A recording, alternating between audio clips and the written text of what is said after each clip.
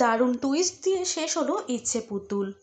অন্তিমকাল আসন্ন, তার আগে অসাধারণ এক গল্প পরিবেশন করে দর্শকদের মনে পাকাপাকিভাবে দাগ কেটে যাচ্ছে জি বাংলার ইচ্ছে পুতুল।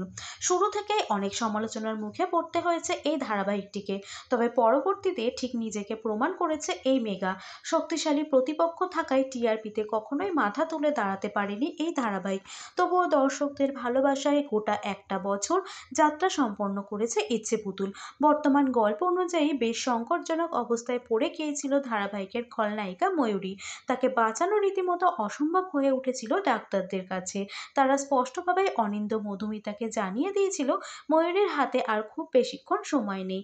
এসব জানতে পেরে প্রচণ্ড ভেঙে পড়েছিলেন মধুমিতা, কারণ সে তার নিজের বড় মেয়েকে চোখের সামনে এভাবে মরতে দেখতে কিছুতেই পারছিলেন না।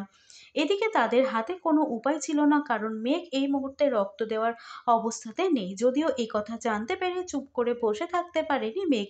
সে অসুস্থ শরীরেই সেখান থেকে পালিয়ে চলে এসেছে তার দিদিকে রক্ত দিতে। ধারাবাহিকের পর্বে দেখা যায় প্রচণ্ড ভেঙে পড়েছে মেঘ।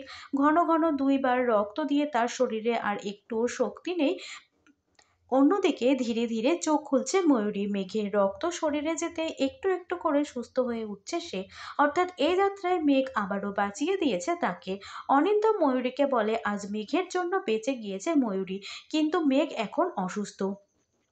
বারবার মেঘ ময়ূরীকে বাঁচিয়েছে, কিন্তু ময়ূরী তার বোনকে মেরে ফেলার চেষ্টা করেছে। এত কিছুর পরে আবারও কি সে তার নিজের বোনকে মারতে ছুটবে? কথাগুলো শুনে ময়ূরী বুঝতে পারে সে কত বড় অন্যায় করেছে।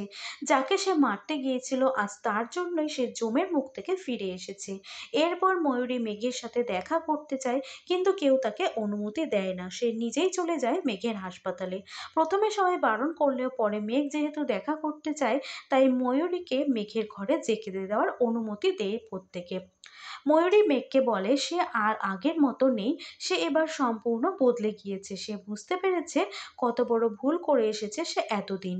মেঘ কি তাকে আবার একবার বিশ্বাস করবে? মেঘ ময়ূরীকে বলে সে তাকে আগেও বিশ্বাস করত, এখনো বিশ্বাস করে, আর ভবিষ্যতেও করবে।